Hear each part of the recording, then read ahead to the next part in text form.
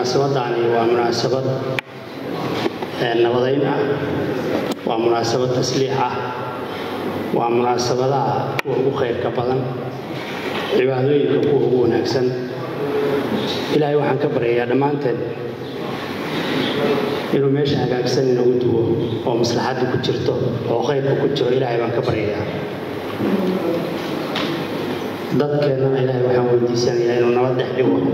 oo nabad khayr qabta ilaahay dhex dhigo baan ilaahay weydiisanayaa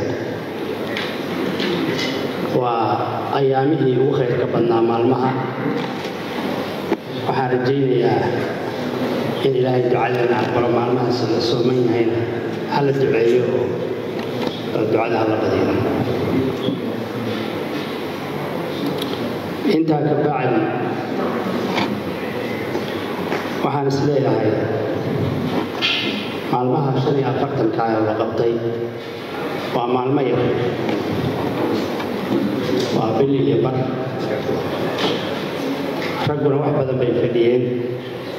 xoogaa xaafadihii iyo in maartay ka soo jireeyaan bal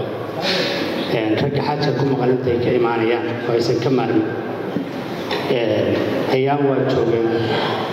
oo kulle xaajooyin badan baa iska jiro oo maaragtay caruurihii dana kala waa la leeyahay in maaragtay aan fursad siino aad bay fiican tahay waxaana rajaynayaa inay dhaqsan noogu soo laabtaan haddii la hayno iyagoo caafimaad qaba ilaahay xaafadahoodii geeyo ayagoo caafimaad qaba oo nabad qabana ilaahay inoo soo celiyo insha allahu tacaala labada beeloodna waxaan ka rajaynayaa intaas inay isxakameeyaan oo kuga horeysa aan wax dhibadhibanin oo labada dhinacba la iskaashado oo guddigii odayaasha ay ka shaqeynayay si xoog leh u shaqeeyaan baan codsanaya annagu qayb baan ka nahay shaqada maamul ahaan waxay la tahay in waa gabay bay la tahay maamul ahaan ciidanka meesha jooga shaqada ugu weyn bay hayaan waa lafdhabarta nabadda ka warqabkooda iyo shaqayntooda yani mas-uuliyaddaasi waa midna saaran sidii baan loo gudanaynaa waxaan ku shaqaynaynaa awaamiirta odayaasha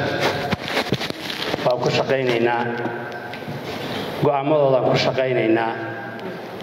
taladoodan ku shaqaynaynaa insha allah oo ilaahayna waxaan ka rajaynayaa inuu dariiq saxan ugu hagaajiya dhammaanteen ganaaxa waxaan moodaya odayaashu ganaaxun bay sheegeene cidda qaadaysa ma aqaan haddaan hadalku idaba marinin ayadana in lagu laabto oo haddii guddigu qaadahaya iyo sidii waagii hore ay ahaan jirtay inay tahay oo la kala gudbinahaya iyo in amniga looga shaqaynahayo ciidanka iyo wixii tasiilaada ama shidaalla ama odayaasha kulley ha looga shaqeeya anuu tale waxaan soo jeedin lahaa ciidanka meesha jooga ha looga warqabaan yaan soo jeedin lahaa anuu kulley ganaaxana xoogaa waa yaryahay oo sida sheekh cabdullaahi waxaan qabaa uu yaryahay ha la kordhiyo waa qabaa ra'yiga ah xaqiiqdii in lagu noqdo waa jeclaan lahaa laakiin hadda meelaad kaga noqotaan ma joogtaan haddii markii hore talada wax naga siin lahaydeen xoogaa maaragtay intaa ka kordhiya waa idin dhihi lahayn laakiin hadda alantara waa soo dhaaftay hadallada labada dhinacba xoogaa waxaan moodayay in tabasha ka jirto sheekh cabdikariin iyo sheekh cabdullaahi ayadana mar inaad ku noqotaan oo kulley waad ku talagasheen waxaad ku qancin lahaydeen waa idinka fadhinaa insha allahu tacaala waxaana rajaynayaa wax lagu qancaa inaad keentaan waxaan rabaa halkaan inaan uga mahad celiyo labada madaxweyne oo dowladda puntland iyo galmudug madaxweyne siciid iyo madaxweyne qoorqoor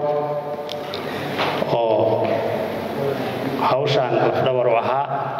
furay mar kastana sidii nabad waarta loo gaari lahaa ay ka go'an tahay gobolkan inaan dhibi ka dhicin. waxaan rabaa inaan mahadceliyo saaxiibadayda maamulka ah oo aan labada dhinac ah inaan mahadceliyo sida wada shaqaynteedu tahay iyo sida hawsha uga wada shaqaynayno in aan uga mahadceliyaan rabaa. waxaan rabaa inaan mahadceliyo guddiga dhexdhexaadinta labada beelood oo 26 ah. shaqo wanaagsan bay qabteen, shaqo aad u muhiim ah ay qabteen, shaqo aan isleeyahay cid kale oo qaban kartay ma jirto bay qabteen. wax aan maantay ku qiyaaso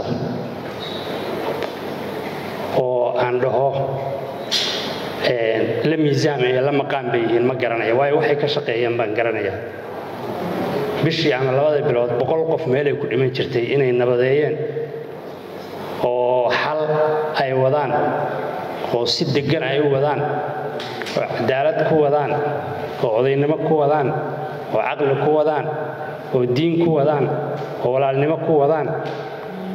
waxa weeye shay aan la goyn karin weeye, waxaan la quuri karin weeye. ilaahay waxaan ka baryayaa waxba idin ma awoodnay miisaanka xasanaadkeena idinku daro. waxay mudan yihiin bogaadin.